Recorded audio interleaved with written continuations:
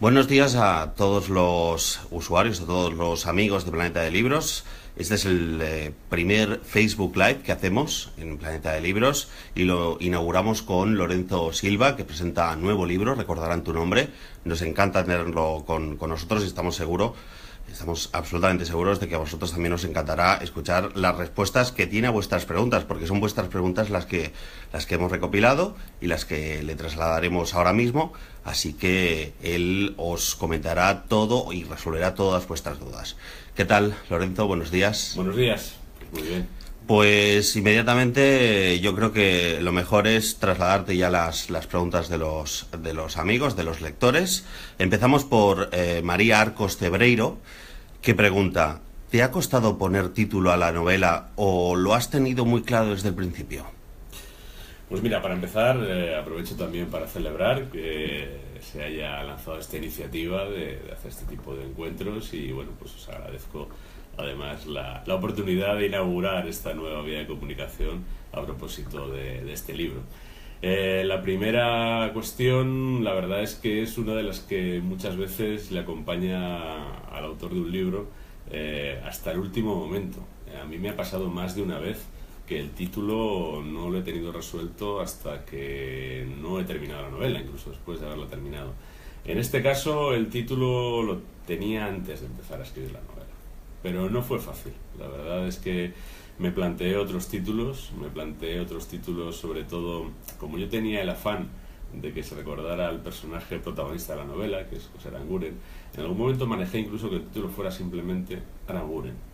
Lo que ocurre es que estas cosas que pasan con los títulos, alguien me dijo que se podía confundir con otro personaje histórico que se llamaba José Luis López Aranguren, y al final buscamos este título que yo creo que, sin decir el nombre de Aranguren, quizás es más eficaz para recordarlo.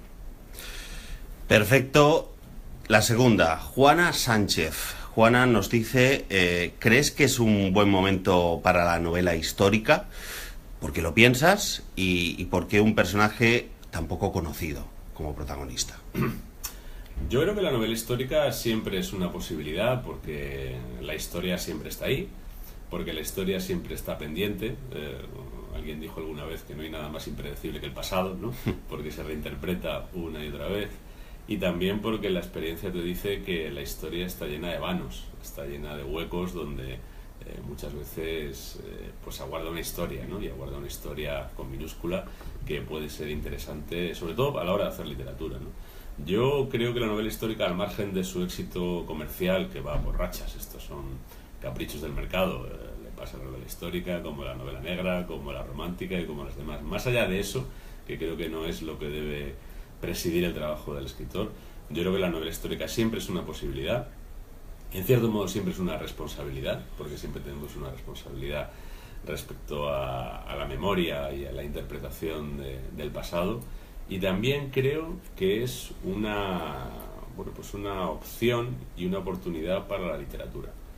Porque creo que la literatura, a través de la novela histórica, respecto de ciertos hechos, respecto de ciertos personajes, puede a veces solventar las insuficiencias o las incapacidades, incluso también, de la historia, ¿no? La historia selecciona por criterios que tienen que ver muchas veces no con el valor de los hechos, sino con la conveniencia de contarlos. Y luego la historia, al final, un libro de historia llega a muy poca gente, con lo que al final puede que la literatura, si está hecha con honestidad, sea más eficaz para trasladar el conocimiento histórico, ciertos conocimientos históricos, a una masa más amplia de personas. De hecho, aprovecho para comentar que también tenemos una pequeña sorpresita que os descubriremos en los próximos días, en las próximas semanas, que tiene que ver con Lorenzo Silva. Él ha elegido una serie de personajes que la literatura precisamente ha salvado del olvido, y os los iremos presentando. Hay algunos, os lo avanzamos, que son muy interesantes. Lorenzo ha hecho una selección muy precisa y bueno, pues será una de las sorpresas que descubriremos dentro de muy poquito. Seguimos con la tanda de preguntas. En este caso, Mónica Llopart nos dice, te comenta: tu nueva novela también está protagonizada por un guardia civil, es obvio. ¿Por qué aparece este cuerpo en muchos de tus libros? Pues aparece, si no me equivoco, a estas alturas en 11 de mis 61 libros, y tampoco me equivoco en el cómputo total, ¿no?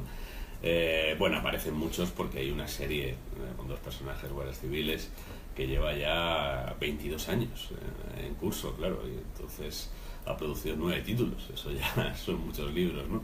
Aparte de esa serie, que tiene la propia dinámica de una serie con un mismo personaje, tengo solo otros 2 libros donde aparezcan guardias civiles en un puesto preeminente, ¿no? Un ensayo que se llama Sereno en el peligro y esta novela donde el protagonista es un guardia civil.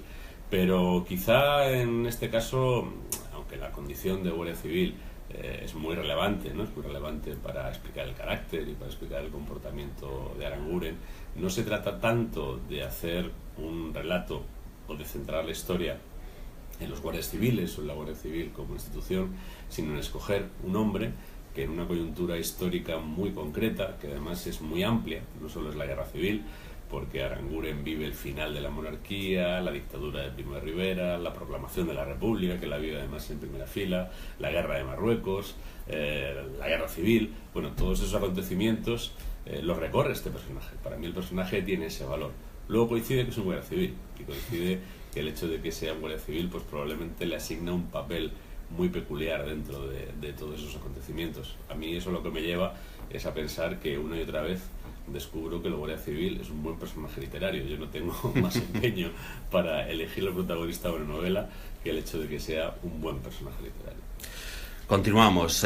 Yolanda te pregunta, ¿qué te parece la política sobre memoria histórica que está no realizando la Comisión de Memoria Histórica del Ayuntamiento de Madrid?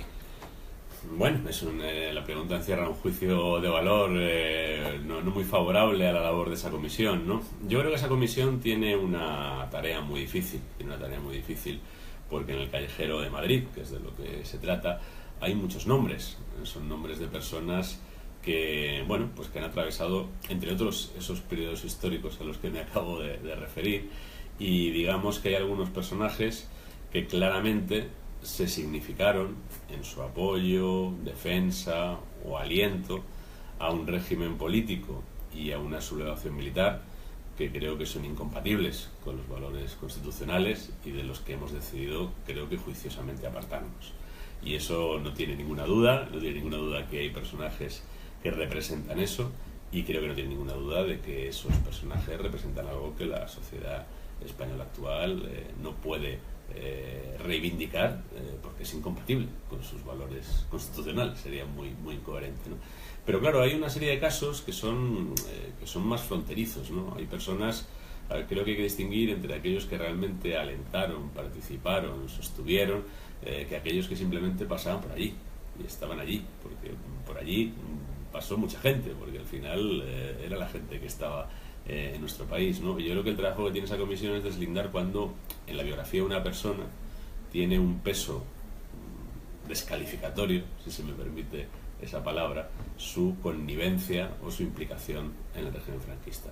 Y eso en algunos casos no es tan fácil. Y yo creo que están haciendo un trabajo serio, y conozco a algunas de las personas que está ahí, y creo que están haciendo un trabajo riguroso. Es un trabajo cuestionable, discutible y difícil de precisar. Pero yo creo que se está intentando hacer. Primero, se está intentando hacer esa depuración, que no se había hecho. Y segundo, esa comisión está procurando que no sea arbitraria, que no sea excesiva, que no sea gratuita, que me parece que también es lógico, ¿no? Qué sé yo, por ejemplo, pues cargarse a alguien en algún momento pensó en quitar personajes como Josep Pla, simplemente pues porque había tenido una simpatía, Josep Pla no dio ningún golpe de Estado, Josep Pla no fusiló a nadie, Josep Pla no encarceló a nadie, ¿no? Creo que tenemos que tener cuidado a la hora de fijar esa raya, y esa comisión, su trabajo es fijar esa raya. No es fácil, no será pacífico, pero creo que lo están intentando hacer de una manera seria y responsable. Aprovechamos para ir saludando a los amigos de Planeta de Libros, que vemos que os vais incorporando a esta retransmisión en directo. Os damos las gracias por estar con nosotros y con Lorenzo Silva. Continuamos con la siguiente pregunta. Rocío Sánchez pregunta si tuvieses que reescribir alguna de tus obras. Ojo, que también tiene un poquito de interés esta pregunta real.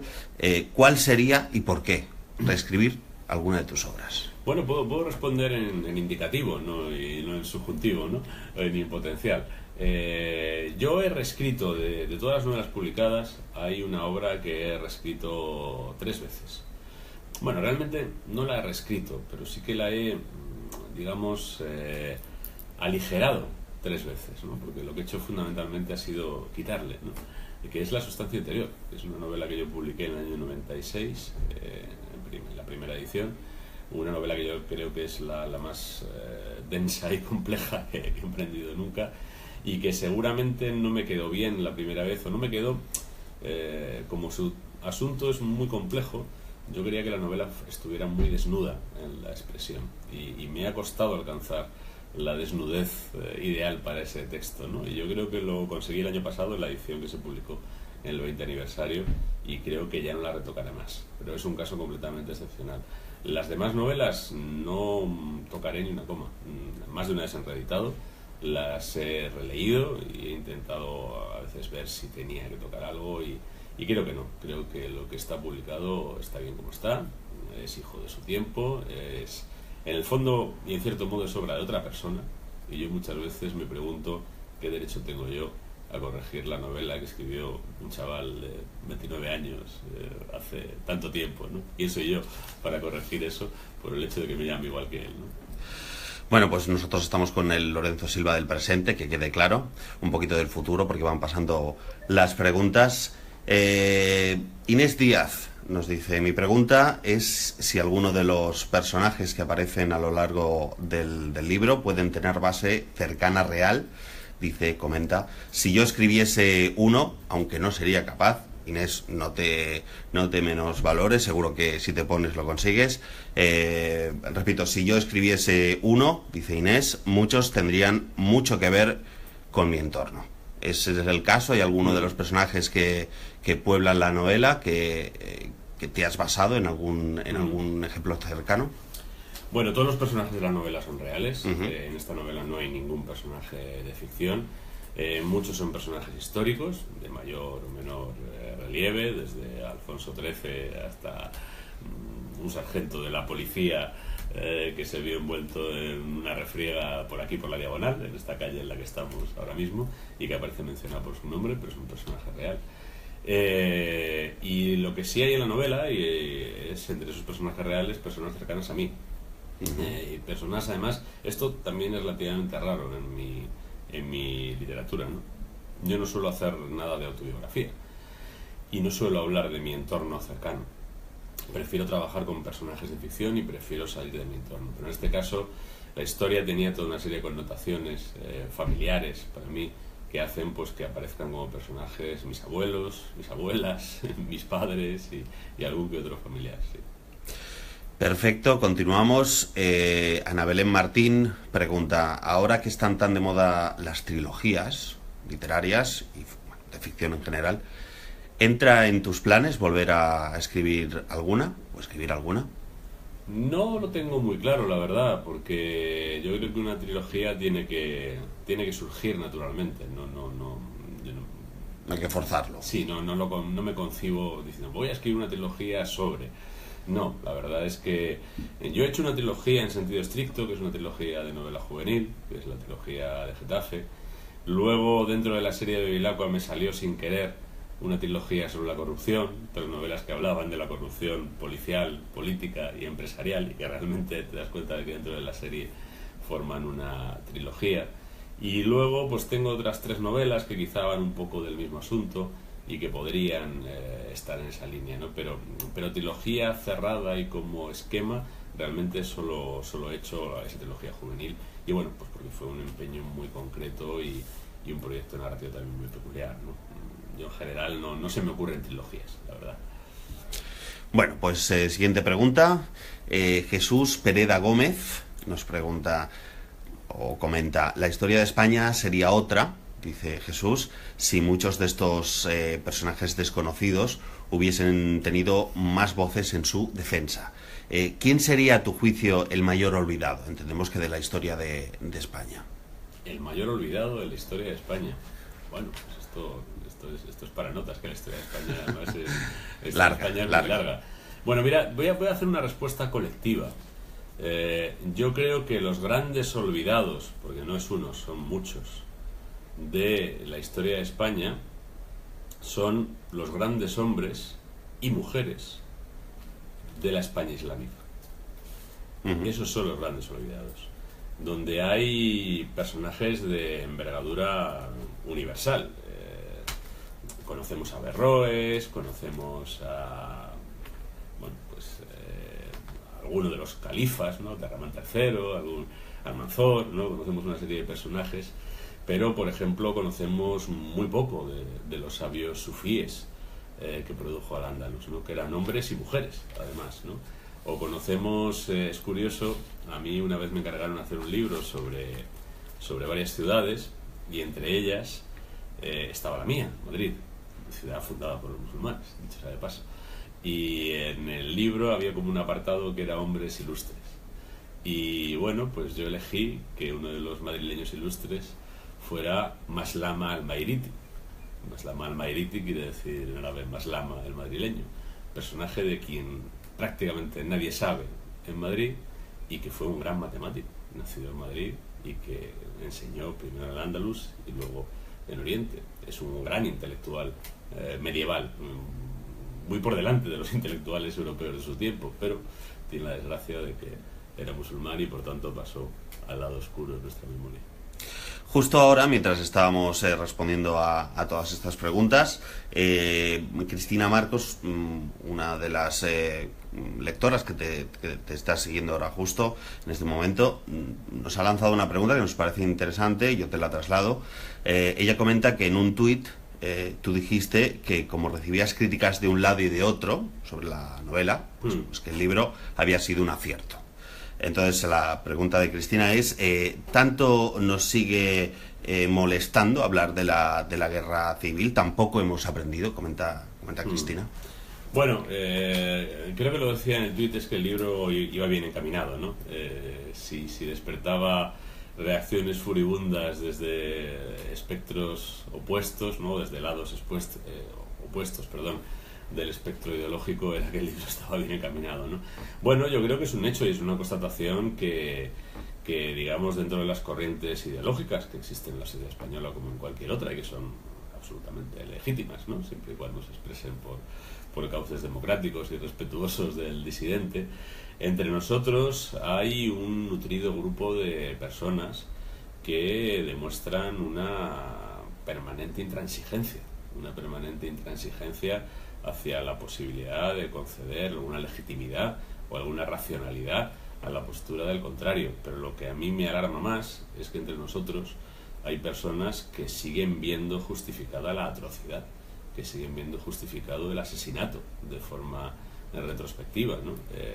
Por ejemplo, pues cuando se publicó este libro, más de una persona, no fue uno, si hubiera sido solo uno, más de una persona comentó, bueno, pues que este hombre había elegido mal su bando y le habían fusilado y que ya está, que no era para tanto, que eso es lo que pasaba en las guerras, que te fusilaban, olvidando muchísimas cosas, olvidando para empezar que a este hombre lo fusilaron cuando la guerra ya había acabado, detalle importante. En un momento de paz, en un momento en el que este hombre no representaba ningún peligro, además, primero porque era mayor, segundo porque estaba gravemente herido y tercero porque no había huido al extranjero para conspirar, sino que se había quedado a afrontar la suerte que le correspondiera, ¿no? Y en ese momento lo que se eligió, en lugar de, bueno, pues haber sido mínimamente compasivo con él, o a lo mejor haberlo encarcelado si se consideraba que era contrario al régimen, bueno, pero haber respetado su vida, ¿no? Lo que se decidió fue aniquilarlo sin una piedad, ¿no? Y a mí lo que me sigue sobrecogiendo es que haya personas que desde la España de hoy son capaces, por ejemplo, de aceptar que haya motivos para algo que está desterrado de nuestro ordenamiento, como es la pena de muerte. Es muy llamativo, ¿no? Y pasa al revés también, ¿eh? Yo también me he encontrado con personas que responden al otro espectro ideológico, o al otro lado del espectro ideológico, que ven, por ejemplo, pues justificado que se pasará por las armas a los presos a los que se exterminó en Paracuellos, ¿no?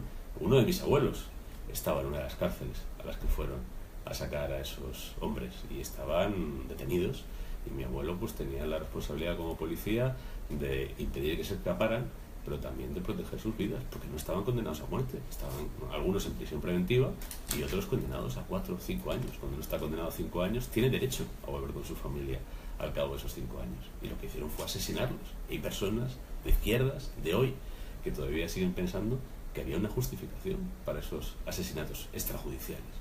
Eso es lo que realmente a mí más me sobrecoge. No comprendo cómo en la España de hoy alguien puede sustentar algo que es completamente contrario a los valores que entre todos hemos aceptado como universales, simplemente porque afecta a sus enemigos ideológicos.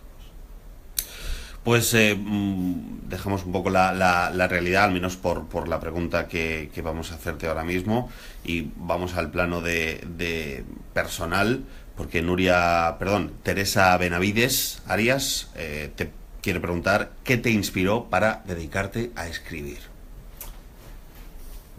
Yo tenía 13 años, con lo que fue una decisión un poco muy intuitiva, muy espontánea, ¿no? Muy poco deliberada, muy poco calculadora. Digamos que yo leía, y la lectura era una parte principal de mi relación con el mundo, porque bueno, pues estamos hablando de finales de los 70, principios de los 80, tampoco las ventanas que uno tenía eran muchas, y mi ventana principal al mundo eran los libros. Y en un cierto momento, pues yo creo que casi de forma natural surgió la idea de escribir yo algo que se pareciera a lo que estaba leyendo y que a mí me abría ventanas, me hacía reflexionar, me hacía sentir emociones, tener todo tipo de experiencias positivas. Yo asocio la lectura a un caudal enorme de experiencias positivas, ¿no? Y un momento en el que uno a lo mejor dice, ¿seré yo capaz de producir ese caudal de experiencias positivas en otros, ¿no? Y bueno, quizás si uno se lo preguntara desde la madurez y desde la conciencia y demás, pues entraría en modo pánico y nunca escribiría nada, ¿no? Pero la ventaja de hacerlo a los 13 años es que eres bastante irresponsable y agarras un papel y escribes 10 páginas. Y así fue como yo empecé. Empecé pues porque me gustaba leer y de repente me pregunté, ¿y yo sería capaz de hacer algo? Y a partir de ahí seguí porque tuve la intuición de que era capaz. No sé si más capaz o menos capaz que otros, o lo suficientemente capaz o poco capaz o lo que fuera, pero razonablemente capaz. Y segundo, de que era lo que más me gratificaba en la vida. Eso es lo que a mí me ha mantenido unido a la escritura, la gratificación personal que a mí me produce cada minuto que dedico a la escritura. Nuria Rodríguez te pregunta, ¿por qué te gustaría que se recordara tu nombre? Bueno, yo nunca he tenido mucha preocupación por la posteridad. Creo que somos en el tiempo y que uno tiene que acertar a ser en su tiempo. Y lo que pase después probablemente va a ser un malentendido. Yo creo que si Cervantes levantara la cabeza y viera la lectura que hacemos de su libro, seguramente diría, esta gente no ha entendido nada, o este ya no es mi libro, o vete a saber qué, ¿no? Entonces, no sé si hay que aspirar mucho a la posteridad. Yo aspiro a estar en mi tiempo y aspiro a aportar algo mínimamente valioso a la gente de mi tiempo y de paso a procurármelo para mí mismo mientras desarrollo mi trabajo. Y después, pues bueno, me gustaría que quedara un trabajo hecho con honradez, con rigor y con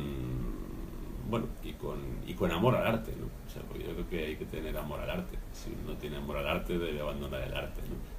Espero que la gente recuerde pues que yo hacía esto porque realmente era mi pasión y fui capaz de demostrarlo, ¿no? En algún libro habré acertado más, en algún otro menos, pero todos los he intentado hacer con esa pasión. Y hablando de libros, Sonia Navarro Domínguez te pregunta, ¿cuál es el último libro que has leído? Pues el último libro que he leído en este momento es, bueno, lo terminé no hace mucho, un libro que se llama Violencia e Islam, que es un libro de conversaciones del poeta sirio Adonis. Y la verdad es que es un libro bastante sobrecogedor, primero porque habla de algunas cuestiones que están lamentablemente muy latentes en la actualidad, pero también nos da una idea de lo mal que conocemos la civilización de los árabes y de cómo ese desconocimiento que tenemos de la civilización de los árabes permite que los elementos menos valiosos de la civilización y de la cultura árabe medren a costa de los que podrían ser más constructivos y de los que podrían enseñarnos más cosas. Mariano Cebrián Iglesias comenta: José Aranguren, el protagonista de tu novela, se negó a apoyar, ya lo hemos comentado, el golpe de Estado contra la Segunda República y murió por defender sus principios. ¿Crees que en el mundo actual quedan personajes tan coherentes con sus ideas como él, como el protagonista de tu novela? Creo que en el mundo actual las personas, todos los que estamos aquí, han sido demasiado bombardeadas con la idea de conveniencia, rentabilidad, eficiencia, ventaja. Esos son conceptos que tienen mucho predicamento en nuestra sociedad, muchísimo más que el que tenían en la sociedad del siglo XIX, en la que se forjó un hombre como Aranguren, ¿no? Y quizá hay muchas personas que han llegado a desenfocar su sentido de la existencia precisamente por pensar que en la vida solo hay que hacer lo que resulta más rentable, y a veces pues dejando por el camino algunos escrúpulos, ¿no? Y casos están, supongo, en la mente de todos. Pero yo creo que sigue quedando gente que está pegada a esos principios, y sobre todo a mí hay algo que me interesa mucho a la hora de valorar el comportamiento humano, y es un criterio muy simple, y me parece que a veces nos olvidamos de aplicarlo, ¿no? Y creo que es muy esclarecedor, ¿no?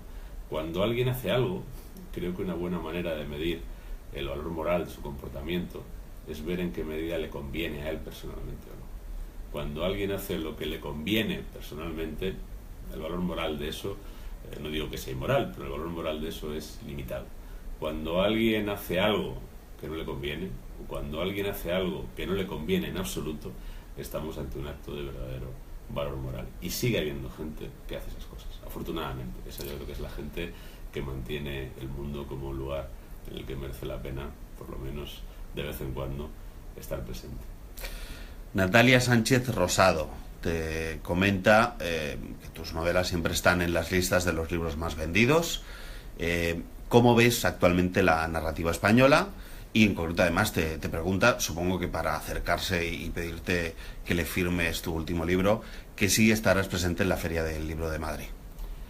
Pues a la primera, que es la más fácil, estaré los 3 fines de semana, además, tanto el sábado como el domingo y hasta algún viernes, o sea que estaré allí, porque además a mí me parece, yo creo que la Feria del Libro de Madrid sigue siendo la gran cita en torno al libro, por lo menos para los lectores y para los escritores. Yo realmente, hay otros acontecimientos en torno al libro y otros que también tienen su interés, y no voy a decir que no, pero yo creo que la Feria del Libro sigue siendo ese espacio para el lector de verdad, para el escritor, no voy a decir de verdad, porque cualquier persona que escriba pues tiene el derecho a hacerlo, pero para el escritor, para el que se siente por encima de todo escritor. Y bueno, yo llevo yendo 22 años, esta será mi 23ª Feria del Libro, y espero, si puedo ir otras 22 o 23 más, no me he perdido ninguna, y desde luego no me voy a perder esta, ¿no? Y la otra pregunta, era ¿cómo ves actualmente la narrativa española? Sí. Bueno, yo veo algo que a mí me gusta y me gustaría que hubiera más. Probablemente si no hay más es porque el mercado editorial ha sufrido una contracción en los últimos años que lo ha dificultado, ¿no? Lo que yo veo en la narrativa española contemporánea es diversidad, y me gustaría que hubiera más. Podría haber más diversidad. Yo sé que las voces que existen dan más diversidad que la que ofrece la mesa de novedades. Otra cosa es que muchos de esos autores ahora mismo no tengan una oportunidad editorial o no tengan un proyecto editorial, digámoslo así, de gran visibilidad, ¿no? Pero con lo que sí se ve y con lo que sí llega a la mesa de novedades hay una diversidad grande, hay una diversidad generacional, hay una diversidad temática, hay una diversidad en los tonos, y eso que hay mucha gente que lo ve como con una cierta incomodidad, ¿no? Porque quizá para el estudioso de la literatura pues sea más fácil decir la literatura de este momento va por ahí. Bueno, pero la literatura del comienzo del siglo XXI en España va felizmente por un montón de caminos distintos, divergentes y hasta contrapuestos, ¿no?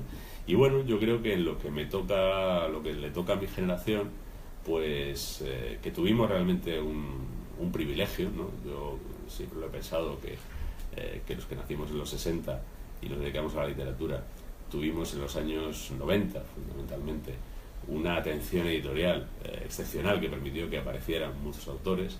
Bueno, pues ha pasado el tiempo, algunos han quedado por el camino, pero creo que muchos han conseguido vadear ese tiempo y están ofreciendo propuestas muy interesantes, ¿no? Pues, qué sé yo, desde Fernando Aramburu hasta Antonio Orejudo, pasando por Ray Loriga, ¿no? Pues estamos hablando de autores que surgieron en los 90, que siguen ahí y que siguen dando, bueno, pues voces diversas y voces con contenido, y además con libros que son significativos y que resultan significativos en la sociedad española, que al final que la literatura tenga una cierta relevancia en la sociedad en la que se produce, pues no está mal.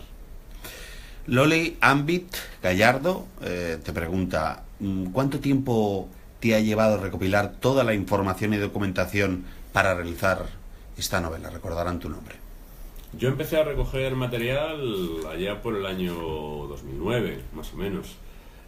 No me he dedicado los 8 años intensivamente a esa labor, he hecho otras cosas, como prueban además los libros que he ido publicando, pero sí que he estado unos 8 años recopilando material, y sobre todo muy intensamente los últimos dos años. Sobre todo este libro a mí me ha exigido profundizar al máximo en algunos acontecimientos que ya había tratado en otros libros míos, por ejemplo la Guerra de Marruecos. La Guerra de Marruecos, que es un antecedente de la historia, porque tanto Aranguren como los militares sublevados pasan por la Guerra de Marruecos, pues a mí me ha exigido este libro profundizar todavía más en la Guerra de Marruecos, en partes de ese episodio histórico que yo no conocía con la profundidad suficiente como para escribir este libro. Y otra pregunta de las que ahora mismo nos están lanzando, nos están enviando los amigos de Planeta de Libros que nos están viendo.